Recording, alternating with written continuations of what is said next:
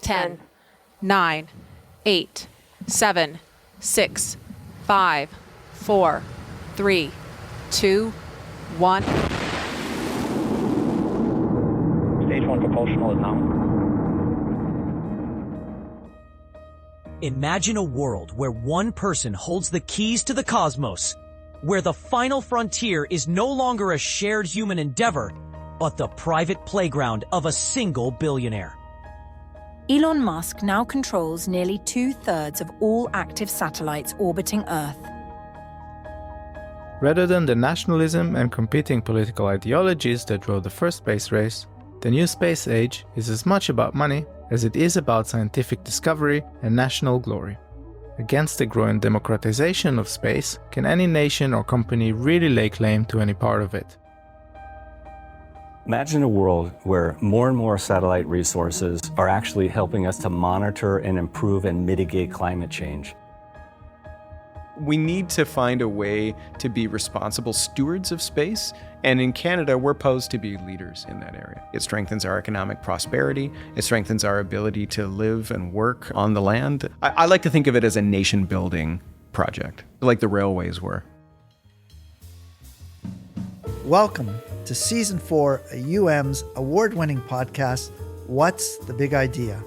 I'm your host, Michael Benrush, President and Vice Chancellor at the University of Manitoba. We're starting Season 4 with a bang, or a blast-off. My guest is Phil Fergusson. He's an aerospace engineer in our Price Faculty of Engineering and the president of the Canadian Aeronautics and Space Institute. Nothing special, just a rocket scientist. He studied at MIT before the gravity of our campus pulled him in. Phil established and runs UM's STARlab, which attracts students from around the world. He and his students have built amazing things, including satellites that launch from the International Space Station to study asteroids. Ferguson models how space innovation can be in service to people and communities, not just markets. And he tells me he has big ideas for helping more people reap the rewards of having a satellite in orbit. Stay with us. Season 4 is going to the stars. Phil, I've been looking forward to our conversation. I became more familiar with your work a couple of years ago, and I knew we had to have you on What's the Big Idea? So I'm so glad that you're here today. You told me that your big idea is that space isn't just the next frontier, it's a shared environment. And I don't think we all consider it that way. But to protect it, we need to design a future that's both sustainable and inclusive. One that connects people on Earth without compromising the planet or the cosmos. So I think this is really exciting. But why do we need to think about space in that way? When I think about the space industry, and I worked there for 10 years before I became a faculty member here at the University of Manitoba, we were doing great work. We were making robotics for the space station. We were making satellites that sense the Earth. We're making lots of different things for space. And yet I came to realize that a lot of the people in this country and around the world are not benefiting from these huge space programs that we're doing.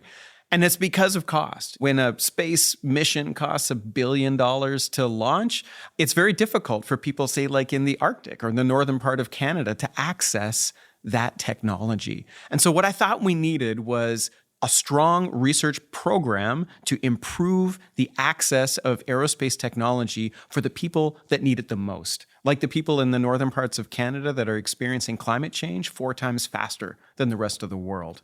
And we need to turn. We need to change the way that we think about aerospace technology and not just make it for the big companies and the big governments, but also to do it with communities, for communities. And so why wouldn't government do that? Government tries. I think that they try really hard, but I think government is also torn because they have one mandate, which is to support businesses and to support corporations to make lots of money. Their other mandate is to support Canada and Canadians. And I think sometimes those two things conflict. What they need is a kick in the pants. This industry needs to be kicked in the pants a little bit and say, let's put community first and let's co-develop this with community members and see where we get to. And that's what we're trying to do at STARlab. So let's think a little bit about the co-development and then get into why this is so beneficial. So you're looking at leveraging space through the lenses of sustainability, fair access, and even reconciliation. Maybe not the same approach as a Musk or Bezos, right? And what they're trying to do. But I think that there's a great example of the project you're leading now with your students that involves building a satellite with people of Chesterfield Inlet and Nunavut. I read that this is the first ever remote sensing satellite co-developed with and operated by an Arctic community.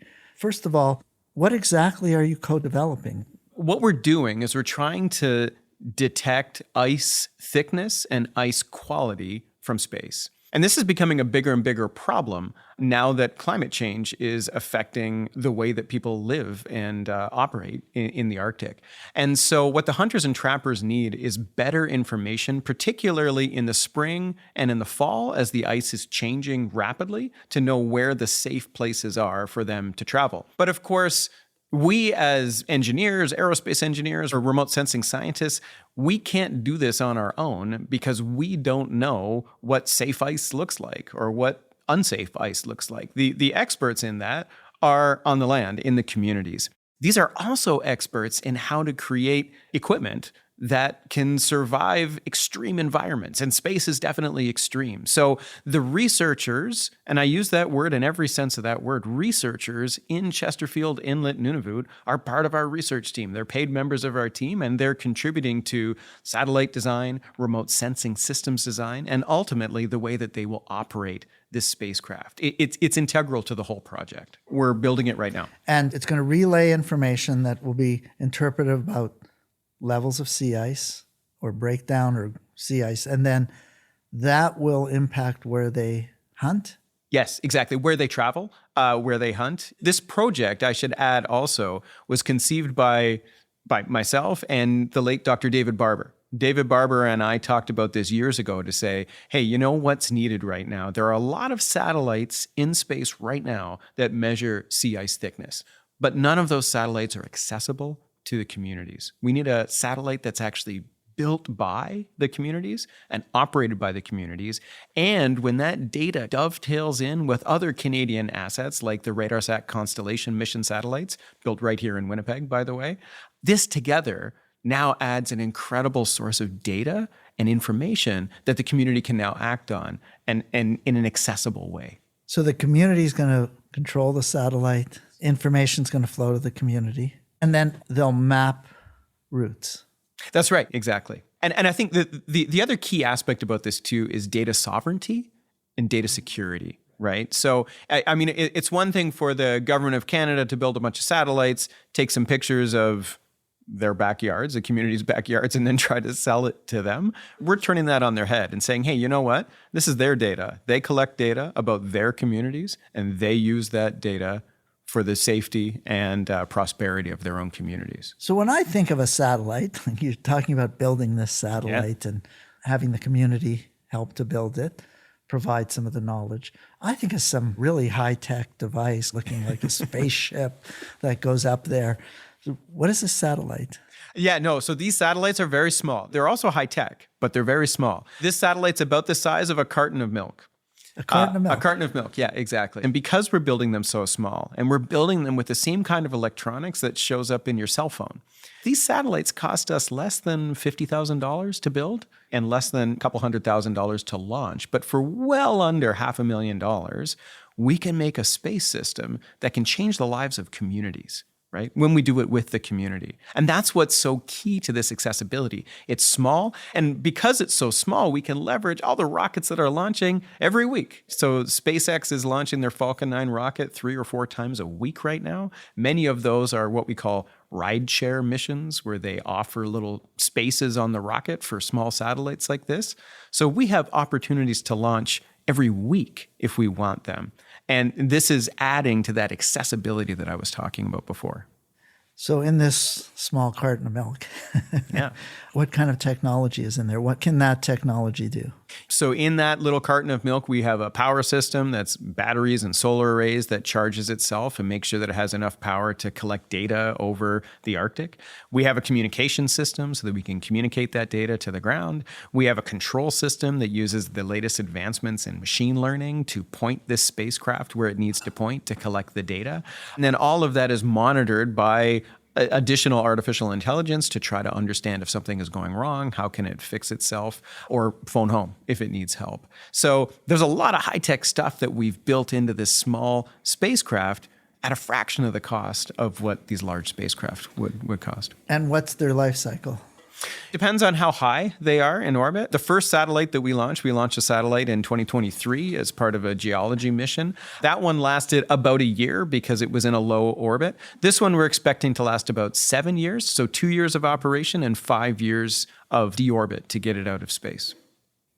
Now, you've also worked on drone-based platforms, essentially solar-powered airships or blimps, as we call them. And you're working on this to bring better internet access to northern communities, right? Absolutely. This is another area of accessibility. And this project is called ACCESS. It stands for Arctic Community Connectivity for Equity, Sustainability, and Service. And what this is trying to do is leverage satellite communications technology to provide high-speed internet access to the hunters and trappers on the tundra, on the sea ice, and out on the land when they're away from their communities, to give them the security that they need to stay safe and understand how the climate is changing around them. So how does it do this? I'm thinking of a drone. Yeah, well, exactly. And so right now, many of us in Manitoba and around the world have Starlink internet, but that requires a relatively large satellite dish, which is difficult for people to carry with them on a sled or a snowmobile or something. So what we're doing is mounting Starlink equipment, so the equipment that can access high-speed internet from space, mounting that on the top of an airship, and then connecting that down through a power system, so hundreds of kilograms of batteries and solar panels, through to a Wi-Fi terminal, basically. And it will broadcast this signal down to the cell phones of the hunters and trappers when they're out on the land. So now they have the capability to phone their elders or their family members or their healers or other hunters that are out on the ice to talk to them about their conditions, phone home if they have any trouble, if they get lost or stranded on the sea ice. And now they've got a quick solution, which they haven't yet had.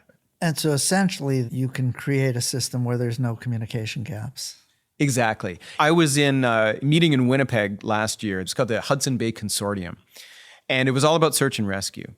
And they came to me and said, we have this gap right now of search and rescue. We have problems if people get stranded on the ice. And I asked them, how many times per month do you go out to rescue people? And they said about 10 to 15 times a week. 10 to 15 times a week that they're going out to rescue people that, sadly, oftentimes those stories don't end well. So I had a woman come to me and ask me if the drone systems that we're building could help find the body of her son who perished a week prior. And yet she flew to Winnipeg to talk to researchers about how to improve communications in the Arctic.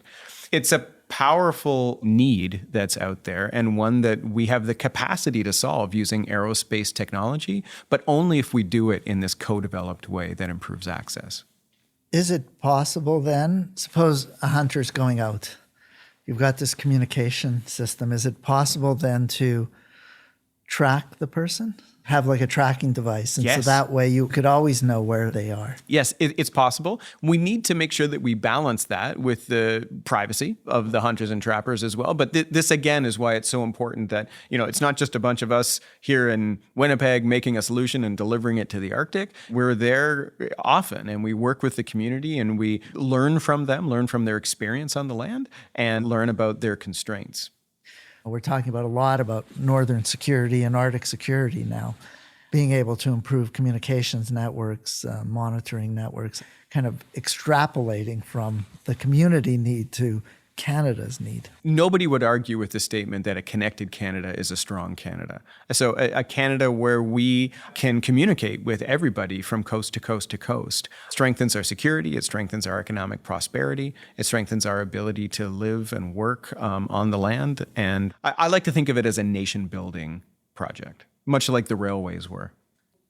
Can I just go back to when you first started to think about this? What made you think about moving in this direction, in this application for satellites and drones? I had a conversation with some of the Inuit people in Chesterfield Inlet. I was traveling there with some other researchers from the Center for Earth Observation Science, and I was introduced to them through David Barber. And they said to me that they feel like they're in the dark a little bit, that they don't have the information that they need to stay safe and to respond to the threats that climate change is posing to them. And one of the things that they did is she pointed to a ship that was out in the bay, and she said, see that ship there? We don't know where that ship is from. We don't know what that ship is doing. Sometimes they send little boats to shore, and they're there for a while, and they go back. The sound of the ship is scaring away the beluga whales.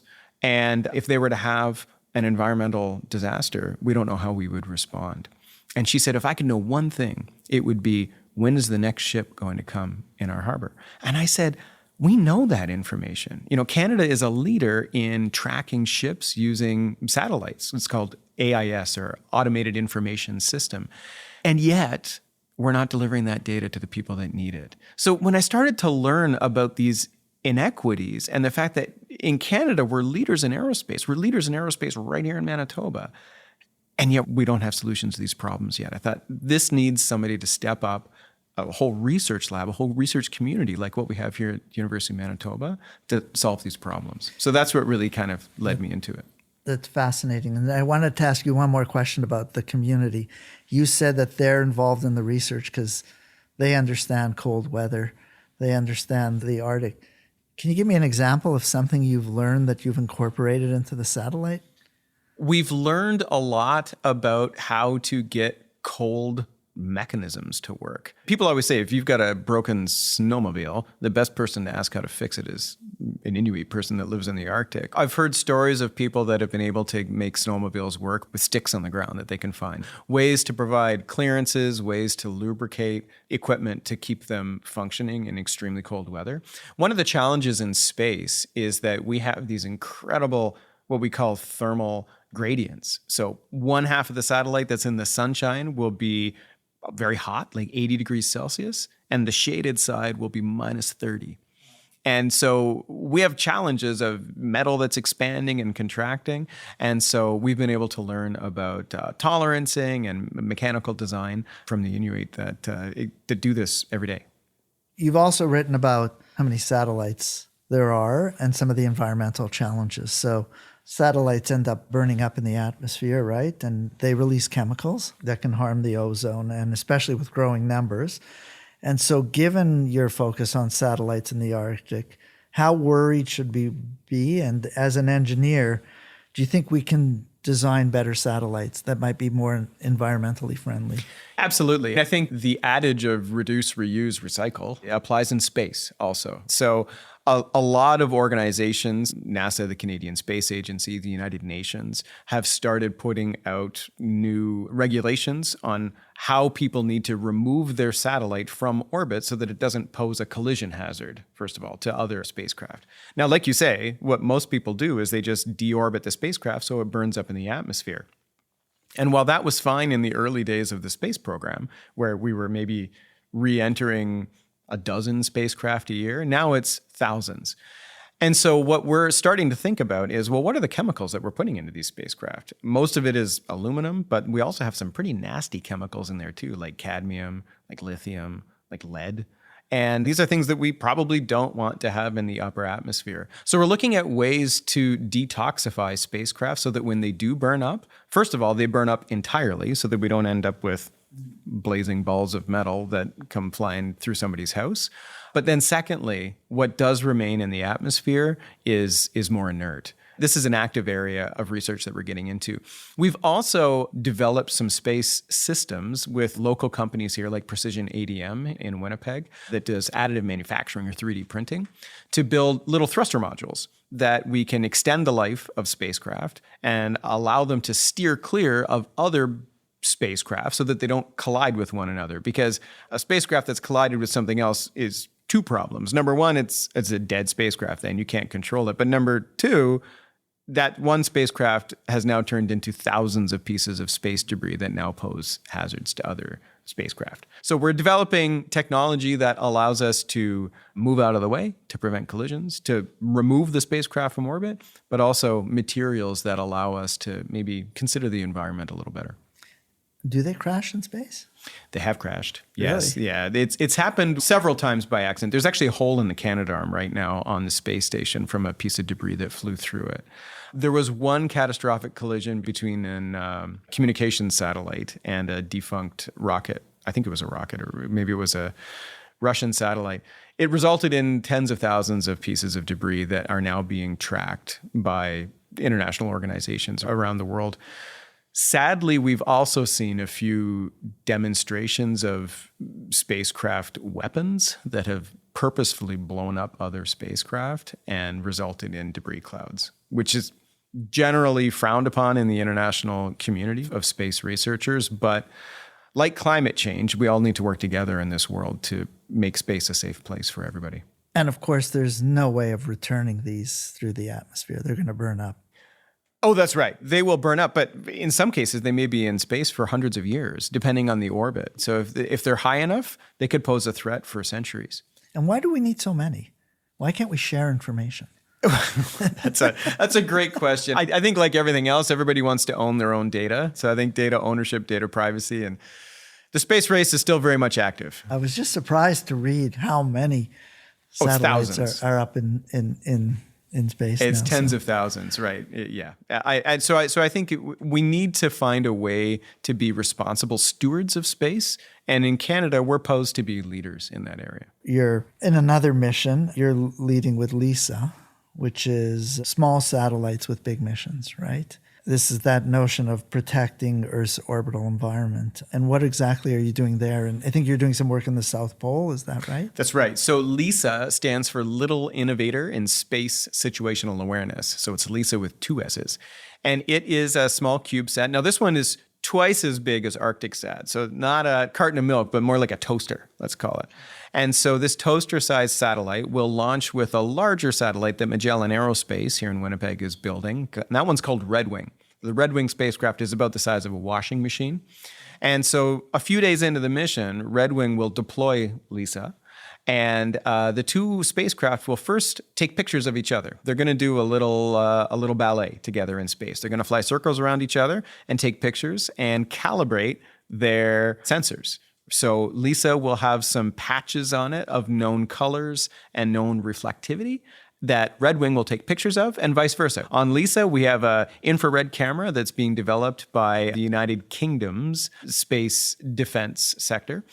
And we're flying that for them, but we're the ones that are controlling LISA here at the University of Manitoba in flying in parallel with the Red Wing spacecraft. So it's the first time ever that we'll have done a tandem mission. So two spacecraft flying information for the purposes of checking out space objects or space junk over the South Pole. And you're right, it is over the South Pole. And the reason why that's important is because we don't have a lot of visibility over the South Pole. Most other places in the world, we have ground-based telescopes and radars that can track objects.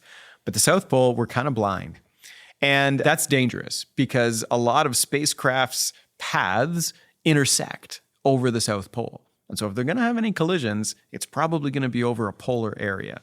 We see a lot in the North Pole, not a lot in the South Pole. So LISA and Red Wing are trailblazing missions, really, that will be cataloging these space objects and making sure that we can keep low Earth orbit safe. And you have students here at U of M working on this? We do, yeah. My whole lab at the Space Technology and Advanced Research Lab, or STARlab, they're building these satellites. The University of Manitoba co-owns the satellite clean room called the Advanced Satellite Integration Facility at Magellan Aerospace. We build and assemble the spacecraft there, and then we eventually ship it to the launch vehicle, and we watch it launch, and then we operate it. So a kid on the prairie growing up who has a dream of being an astronaut, maybe not quite becomes an astronaut, but can certainly work on building satellites and being part of that world. Absolutely. That was me. I wanted to be an astronaut, but I'm colorblind. And so the astronaut was like, okay, you can't do that. So let's make stuff that goes into space. And I think more importantly, let's make it accessible so that Manitobans and Canadians can actually use this data for a better future. I wanted to be an astronaut, but I have terrible vision. I'm uncoordinated and I'm not very strong. So. Well, that's really fascinating. And it's amazing that we can do that on this scale. I mean, you don't have to go to NASA, and that we have the companies here in Winnipeg that we could work with. And you just talked about the importance of having a Magellan or a Boeing here in Winnipeg. And obviously you're partnering with them. Yes. And it's that partnership is absolutely critical, because it's one thing for me to stand up in a lecture hall and lecture on vector calculus and how to point spacecraft where they need to point, but it's something totally different to actually do it, and do it with people that have been working in this industry for decades. And that's one of the strengths of this partnership that we have with Magellan Aerospace. We're training the next generation of space scientists, space engineers, aerospace engineers, and Magellan needs them. Magellan has got incredible contracts putting spacecraft all around the world and other worlds, and they need the best of the best, and we're creating them right here at the University of Manitoba. But it goes two ways, right? So the students benefit because they work in a real satellite manufacturing clean room, and they're learning from real aerospace engineers that have been doing this. But Magellan benefits because they get to see the next generation. They hire them, and now they become the future engineers at Magellan Aerospace. In the last 8 years, they've hired a dozen of the students that we've graduated, and we're just creating that pipeline, and we're making sure that Manitoba stays strong in the aerospace sector. So you've launched a satellite, right? That was the first one from University of Manitoba? Yeah, we launched it in 2023. And you said it had about a 1 year? That's right. It lasted for 1 year. It was collecting data about space geology. So it was a partnership with the University of Winnipeg. What will you take from that to the next satellite that you launch? So we've learned a lot of lessons about how to put these tiny, tiny satellites together and still have them function properly. I'd say it's still a bit of a work in progress. We're blazing new trails here, but we're learning, and we're lining up satellites in the future to launch as well. So when I became president, I knew a little bit about what you were doing, but listening to you speak today and reading some of your work and thinking about your innovations, we're not bragging enough at the University of Manitoba about this. I mean, this is really groundbreaking and maybe sky-opening. And I think a lot of people probably don't know that this amazing work is happening here at the University of Manitoba and the Price Faculty of Engineering, and that there's amazing opportunities. Now, you did your studies at MIT. You got this great thing going here at U of M, but you were at MIT. You could have probably gone anywhere. So what brought you back to the University of Manitoba? And when you look back, what do you feel has been the greatest rewarding part of that work? I can answer that with one word, and it's community. And it's not just the community here at the University of Manitoba, which is fantastic. I mean, we've got a community where engineers work with environmental scientists, and they work with medical doctors and pharmacy researchers. But it's the relationships that we have with the communities around us. The University of Manitoba, more so than most, recognizes that a university goes far beyond the boundaries of the campus and extends into the community in which we operate, but also into the community around Manitoba and in the Arctic. And so that it's so inspiring to me, because at the end of the day, as an engineer and an engineering researcher, we exist to make technology accessible to people. My wife is a physicist, and she says engineers are the Oompa Loompas of science. So the implication is the scientists do all the discoveries and the engineers just kind of make it work. To some people that might be disparaging, but to me, I'm like, no, that's right. I mean, we're not the ones that are discovering cold fusion, but we're the ones that when cold fusion comes about, engineers will be the ones that make it accessible. And that's why this research is so important, and why I think the University of Manitoba is so well positioned to lead projects like this, because of the connections that we have with the communities, not just here in Manitoba, but in Nunavut, across Canada, and around the world. I agree with you. It's about community, but it's inspiring to hear how you've taken your work, the science of it, the engineering, and made it your mission to make it sustainable, one, but also to use it to help some of the most isolated communities in the world prosper and be able to communicate in the ways that we sometimes take for granted here in the South. So I want to thank you for taking the time, and it was a fascinating conversation. Thank you. The pleasure's mine. I hope you enjoyed this conversation and are ready for more big ideas. Like Phil's research, Season 4 is going to be out of this world. Join me next time when my guest is Asper School of Business professor Bruno Dick. He has reimagined capitalism and how business can serve the greater good. And if you like this show, please subscribe, rate, and review it. The more we share UM's impact, the more support we build for our teaching and research mission. Thanks for listening, and keep thinking big.